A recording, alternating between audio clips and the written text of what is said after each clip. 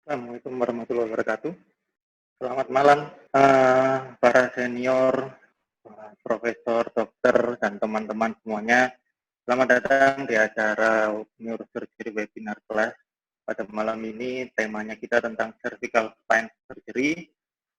Oke, sesi pertama akan diisi oleh Profesor Dr. Jokorda Gede Bagus Madewa, spesialis bedah saraf konsultan spine. Beliau adalah senior dan staf pengajar di Rumah Sakit Sanglah dan Universitas Udayana Denpasar, dan juga beliau salah satu guru besar termuda di bedah saraf Indonesia. Kepada Prof. Jok, kami persilakan. Assalamualaikum, selamat malam, salam sejahtera bagi kita semua. Pertama-tama, terima kasih saya ucapkan kepada panitia. Luar biasa sekali mengadakan webinar neurosurgery malam ini. Terima kasih juga kepada para panelis, Dr. Eko, Agus, Dr. Aris, Dr. Pandu. Saya mulai dengan share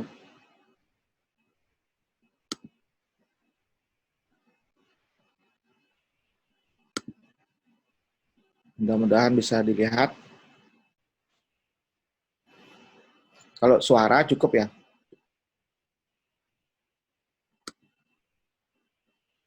Cukup, Prof. Silakan. Untuk menghemat waktu, karena waktu 30 menit. Ini slide ada 30, jadi setiap slide saya usahakan 1 menit, 1 menit.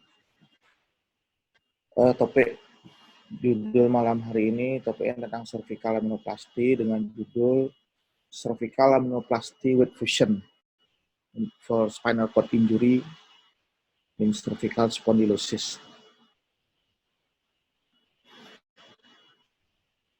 Kita mulai dengan anatominya, bahwa kanal cervical cukup luas, kurang lebih 18 mm, dengan space sekitar 10 mm sebagai threshold bila terjadi guncangan, baik secara dinamik maupun secara statik.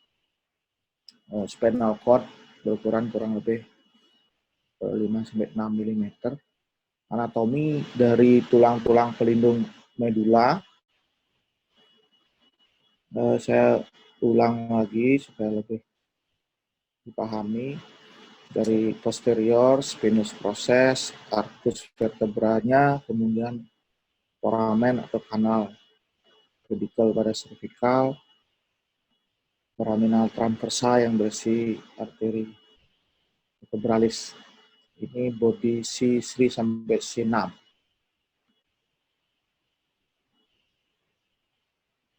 Permasalahan sering ditemukan stenosis atau rongga kanal yang lebih sempit dari normal.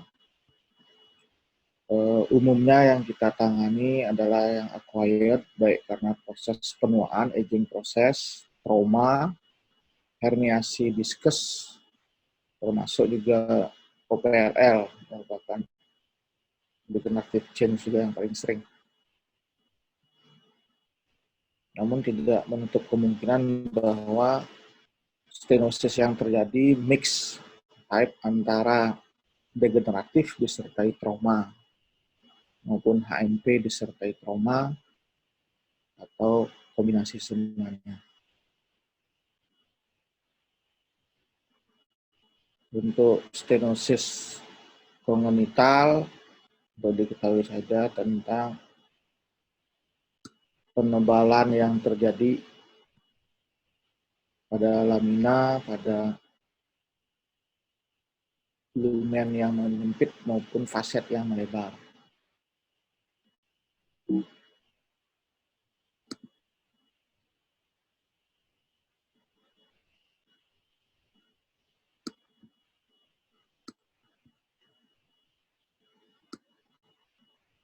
Nah, laminoplasti atau laminektomi sudah dikomparasi tahun 2004, yang mana lebih baik, apakah laminoplasti atau laminektomi untuk cervical stenosis ini. Rata-rata improvementnya sama, namun morbiditasnya lebih rendah di laminoplasti. Sebelumnya mungkin ada banyak isu apakah anterior approach atau posterior approach. Isu posterior approach-nya laminektomi fusi. Di sini malam ini kita akan explore mana yang lebih baik dari yang sudah baik.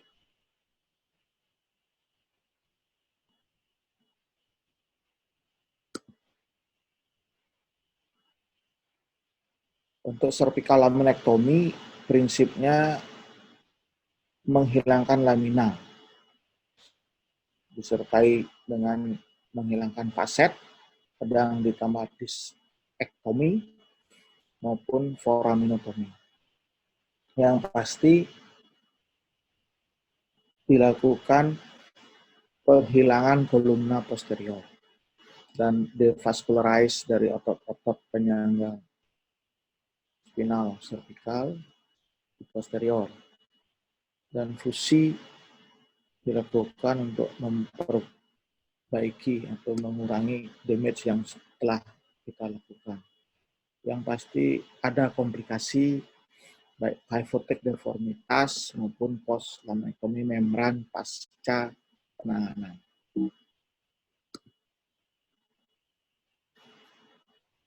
Nah, ini skematik draw dari laminektomi secara umum dilonggarkan disertai fusi memasang baik pedicle screw maupun lateral mesh screw. Bagaimana dengan laminoplasti? Laminoplasti tahun 70-an sudah diperkenalkan di Jepang, di mana lamina tetap di-preserve untuk mengurangi komplikasi yang berkaitan dengan laminektomi tadi. Jadi beberapa teknik sejak 70-an, karena di Jepang banyak kasusnya, spondylosis maupun OPLL itu khasnya di Asia, terutama Jepang, Korea. Dan karena banyak kasus, berbagai teknik muncul di Jepang. Yang original, tekniknya seperti digambarkan, bahwa drilling dilakukan, ini dulu sekali, tahun 70-an. Jadi dekortek, korteknya dihilangkan, sisa bagian inferior dari lamina itu pun dibelah, kemudian dibuka, diikat dengan semacam wire atau benang. Ini yang original teknik laminoplasti. Kemudian diperkenalkan Kurokawa teknik, jadi dibelah di tengah-tengah dari proses spinosus, diganjel dengan spacer untuk melebarkan proses spinosusnya.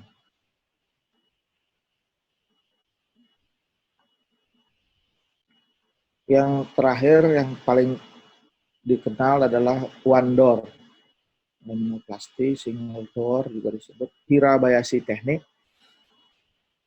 Awalnya di drilling di kortikal, kemudian di drilling unikortikal di kontralateral sebagai engsel,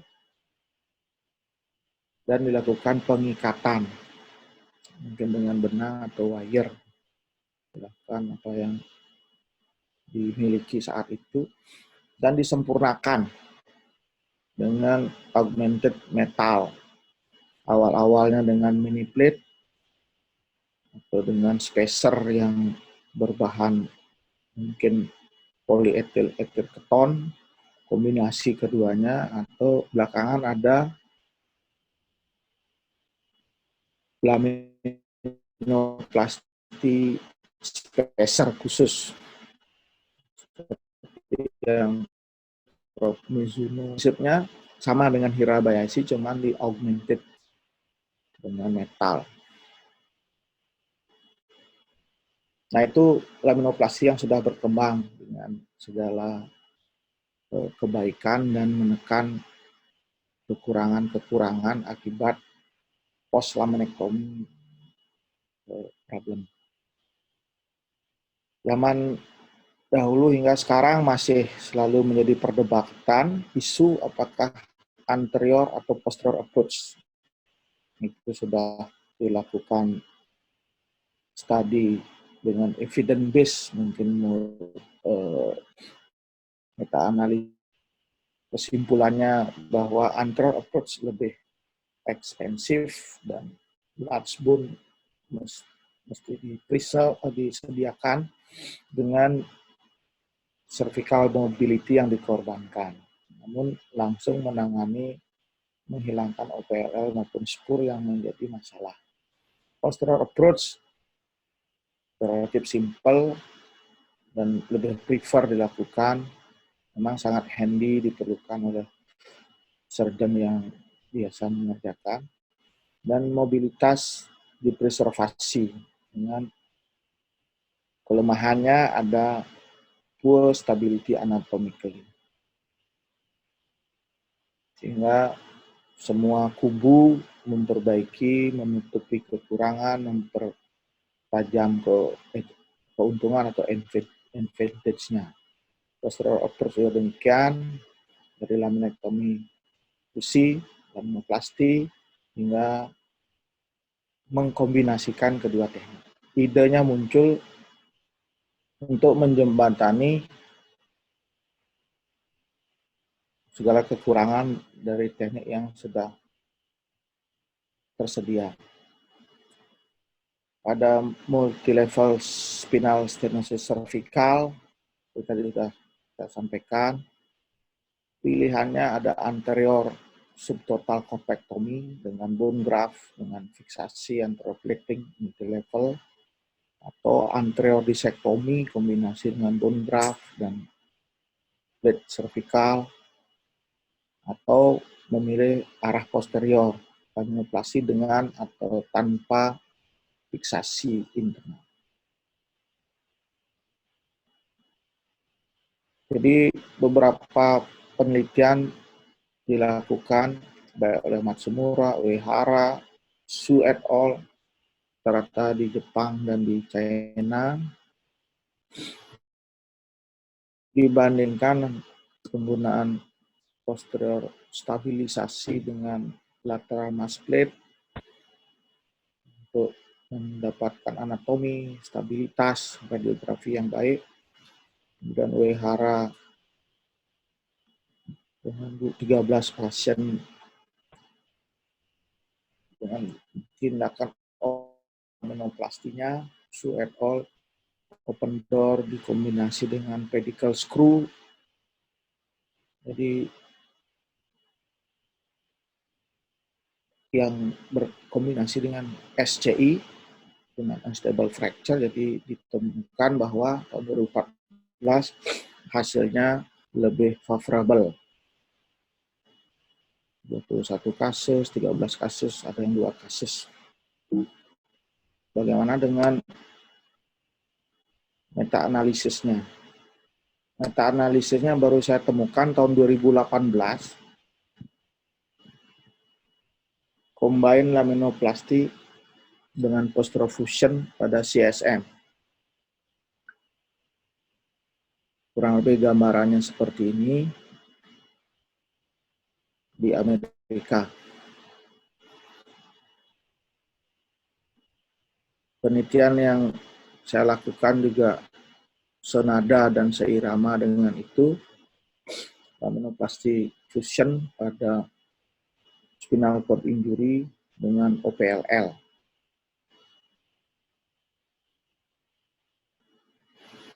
Ada 10 pasien yang sudah diterapi konservatif, namun belum ada perbaikan yang bermakna. Semua pasien dengan awalnya memiliki memang myelopati sebelum kecelakaan atau jatuh dari ketinggian, dan menjalani laminoplasti fusi. Follow up, radiologi, dan klinik dengan JOA score Asia Scale.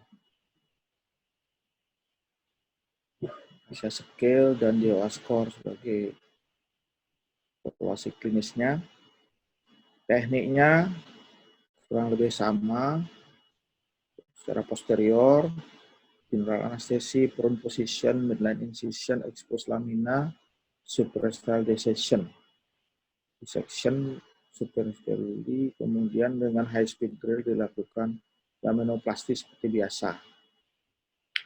Cuman yang kami kombinasikan dengan fusi, dengan lateral mesh. Zaman dulu masih tahun 2014 masih menggunakan mini plate, dan saat ini sudah dengan laminoplasti spacer yang lebih traumatik. Ini mungkin kurang lebih sama. Improvementnya dicapai 19,16% dari JOA score dengan kondisi. Nah, ini gambaran laminoplasti mini plat dengan lem jaringan dari plus gitu. Jadi kombinasi mini plat dengan lateral mass screw. Jadi mini platnya atau laminoplastiknya dilakukan di C5, C6, stabilisasinya di C4 dan C7. Ini space yang tercapai. Jadi sebenarnya tujuannya adalah memfasilitasi laminoplasti pada spine injury konkomitan dengan kanal stenosis. Jadi goal surgery-nya yang kita ingin capai adalah dekompresi, kemudian merestorasi sagittal alignment, dan stabilisasi cervical spine. Pertimbangannya pada stenosis cervical, pilihannya yang pure stenosis cervical CSM, pilihannya laminoplasti. Kalau memang tidak ada kyphotic deformitas dan myelopati merupakan keluhan yang dominan yang lebih mempreserve kolumna posterior, less damage ke kolumna posterior, adekuat dekompresi dengan minimal disrupsi, namun digadang-gadang akan terjadi kerusakan alignment-nya di kemudian hari. Swan neck, kyphotic deformitas, post laminectomy, instability. Namun dapat dipertahankan cervical range of motion-nya. Laminoplasti belum teruji untuk pasien trauma. Pasien trauma yang sudah established dengan evidence base kelas satunya adalah laminectomy fusion. Langsung stabil, mungkin terjadi inflamasi karena selain inflamasi akibat injurinya, inflamasi akibat anestesianya mungkin lebih lama, dan inflamasi akibat tindakannya sendiri, menghilangkan posterior kolum.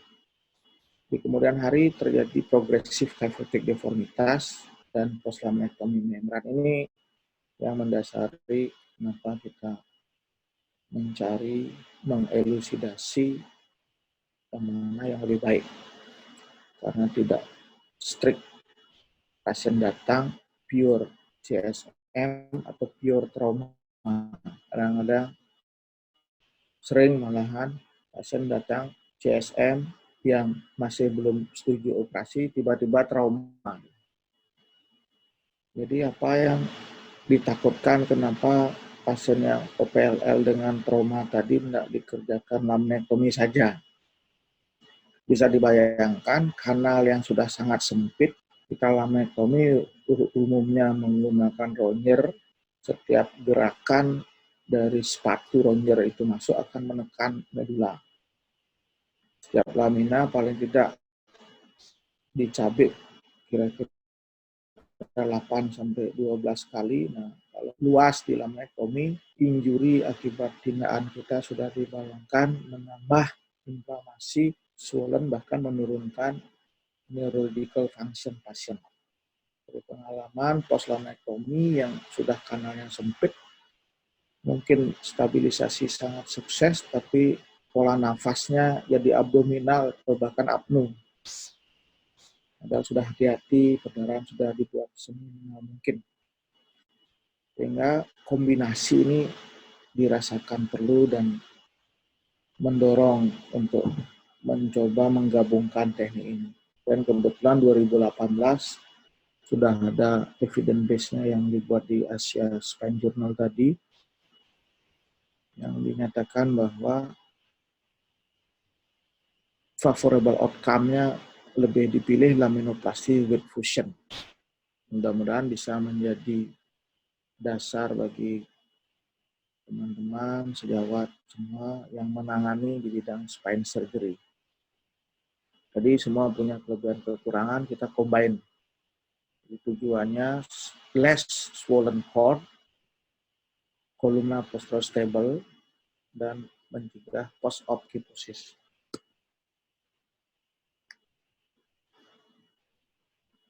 Jadi sampai saat ini belum ada guideline yang pasti untuk spinal cord injury dengan concomitant OPLL atau spondylosis. Yang sudah ada guideline-nya adalah CSM ditangani dengan laminoplasty,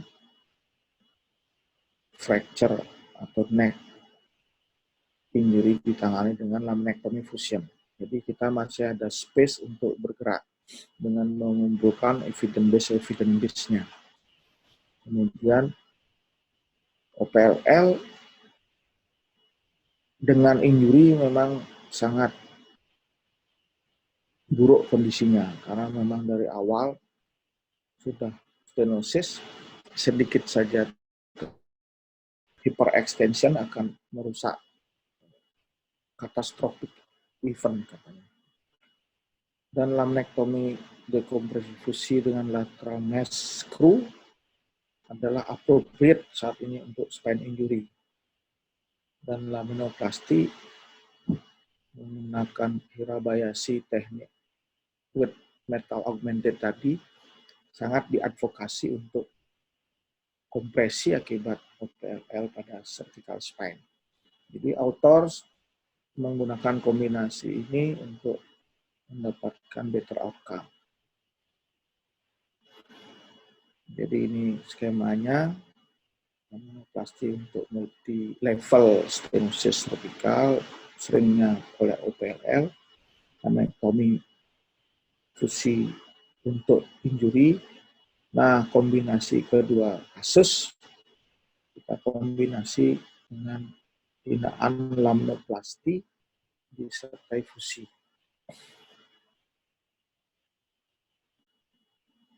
Nah, sampai di sana dulu.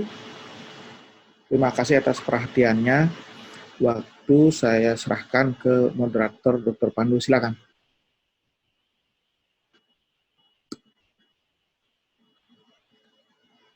Terima kasih banyak, Prof. Jo.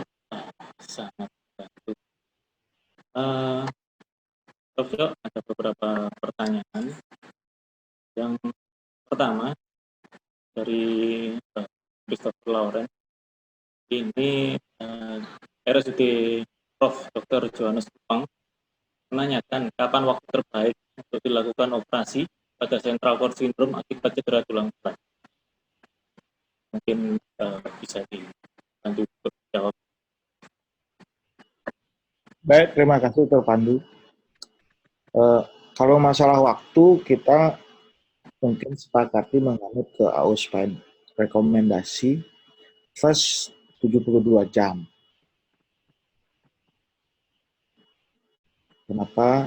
Untuk mencegah cytokine storm terjadi pada saat kita melakukan operasi hingga pasien jatuh dalam surge, atau di minggu kedua manakala inflamasi respon sudah mereda.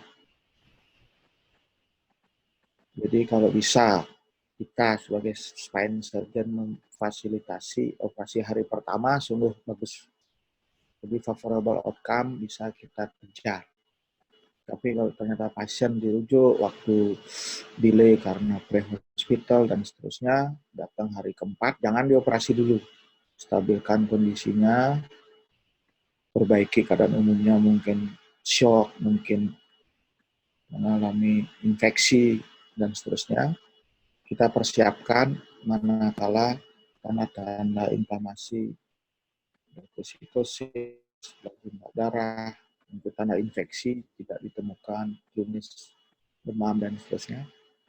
Kita persiapkan operasi di minggu kedua, kurang lebih hari ke-14, tergantung penjadwalan di kamar operasi. Mungkin itu yang bisa saya sampaikan. Terima kasih atas pertanyaan. Pertanyaan selanjutnya, Prof. Ini agak menarik. Ya, Prof. Ada pertanyaan dari Foni Veronica mengenai surgery pada pasien trauma. Kekurangannya adalah progressive kyphotic deformity. Apakah termasuk kerusakan yang cenderung memberat seiring waktu, dan apakah di kemudian hari akan diperlukan surgery untuk perbaikan dari derajat spine yang berat? Ya, kalau memang terjadi progressive cervical deformity, perlu dipertimbangkan apakah memang tidak berkaitan dengan kelemahan otot-otot pasien yang berkaitan dengan congenital problem. Kalau pure trauma, umumnya setelah difusi dengan rigid function, mungkin tidak terjadi progresif cervical deformitas. Kalau memang ada kelainan yang mendasari, tolong dicari apa ada ciari malformasi yang lain atau hal-hal yang berhubungan dengan kelemahan-kelemahan otot, itu yang ditangani. Kalau memang cenderung akan terjadi kyphotic deformitas, mungkin approach posterior kita hindari, anterior kita lakukan, atau kombinasi keduanya. Sangat-sangat tergantung kasusnya. Mungkin nanti Dr. Faris juga menjelaskan tentang itu, dan Dr. Eko menjelaskan tentang approach. Bagus sekali pertanyaannya. Ya, Prof. Pertanyaan berikutnya ini ada beberapa pertanyaan, intinya sama. Kapan memilih dari anterior dan kapan memilih dari posterior? Ya, seperti saya share tadi di awal, bahwa terdapat dua kubu memang, yang apapun akan memilih preferensinya, senangnya anterior atau posterior, meskipun sudah dibuatkan guideline, dan rupanya kubu-kubu itu sangat cemerlang. Jadi kemampuan untuk bekerja anterior maupun kemampuan untuk bekerja posterior bisa menghasilkan hasil yang sama-sama baik untuk pasien. Jadi komparasi anterior versus posterior itu sampai sekarang masih berjalan. Silahkan, semua dengan tujuan dekompresi maupun fusi spine. Seperti hari ini, materi anterior akan disampaikan oleh Dr. Eko Agus. Semua bisa dilakukan. Sebagai spine surgeon, silahkan dua-duanya. Tapi selalu punya preferensi. Kubu posterior pun punya apa with fusion atau non fusion. Begitu pula kubu anterior. Jadi semua tergantung kasusnya. umum tanpa premorbid deformitas alignment leher dengan kasus OPLL with trauma pilihannya posterior. Tapi kalau memang trigliserid tadi akan terjadi progresif neck deformitas, swan neck deformitas, hypotic deformitas anterior. Mungkin itu Dr. Pandi yang saya sampaikan. Terima kasih Prof. Oh mungkin ini satu lagi Prof. Ada beberapa penanya juga yang pertanyaan bersama. Penggunaan steroid dosis tinggi pada kasus-kasus trauma di spinal cord. Ya. Mungkin Prof ada komentar atau jadi di awal memang NASCIS atau North American Spinal Cord Injury Society merekomendasi itu di awal tahun 90-an, tahun awal-awal tahun 2000 dengan hasil yang signifikan menurut penelitian North American Society. NASCIS 1, NASCIS 2, NASCIS 3. 6 jam pertama, 24 jam, 48 jam pertama. Spesifik pada trauma injury spine. Nah, setelah dilakukan multi-center trial, ternyata tidak bermakna. Sehingga NASCIS pun dihentikan, termasuk ATLS juga tidak lagi merekomendasi penggunaan high dose atau mega dose steroid yang 30 mg bolus di jam pertama, kemudian 5,4 mili tiap jam hingga 23 berikutnya itu. Itu sudah tidak direkomend lagi. Karena tidak signifikan bermakna. Ya, mungkin itu yang bisa saya sampaikan. Ya. Selain itu juga ada efek sampingnya kalau tidak salah penggunaan steroid juga. Ya, memang efikasinya tidak bermakna dan side effect-nya bermunculan. Nah, itu juga pertimbangan sehingga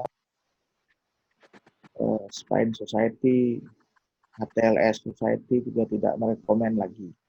Terima kasih.